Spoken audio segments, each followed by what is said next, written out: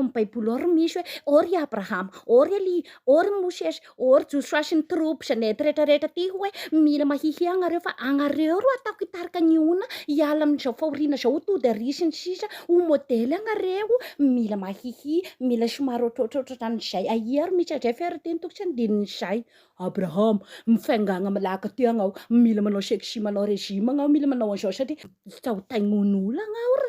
raha tsy magnao an'izay na koa hi Maria Virginy ro nisindriana ao fa sa hoe Maria Skila ingary hitondra ny tompo ankibony ngiahy ao ka mila mahihy ngiahy ho hitany taranaka iray manontolo hoe izay ro atao hoe mendrika mitondra ny tompo anatin'ny kibony ao zay azo masosotronona tahaka an'izao amoa na koa hoe Jesoa manaovake ngiahy régime alohany fa tsy angiahy ery ambony ery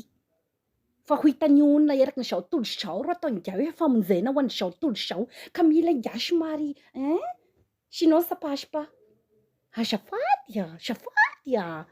izaho na mpanao batisa koa aho koa joan'ny mpanao batisa aho zay ay mila manao matanjatanjaka ngiahy manao sexy tahaka an'izao ngiahy fa hibatany olona tahaka an'izao anaty rano ao sy ny sisa ngiahy mila ohatrohatran'izay misy an'izay ao baiboly ao misy an'izay ona de zao toe-panaro ny jahavan'Andriamanitra tanatin'ireny ona reny fa sa hoe nibikabika amanendrika ny aty ivelany aty lavalava volo boribory volo botabota mahihily bodakisation an'ity sa hainao ro hoe mety misy ona zay tsa resaka fahasalamana ro tsy ahafahany manena tena resaka fahasalamana ro mahatonga anazy tsy mihena mihitsy mety resaka problème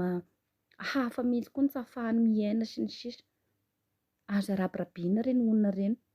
mety marary anazy ny tefitefoarana ny ngiahy isaky metsika zao hoe mba manahia tena mba manaova an'izao fa iaro taronga grity ro mitarogna aminareo manaova sport mizaha manatanjatena zay na libodaky ngiahy na skila ninonino mizaha manatanjatena fa sa hoe koa andeha anararoatra hoe afaka manao zay tiany atao na zao de iny de anaony sy mendrika mba raha mendrika ro atao zay fa veloma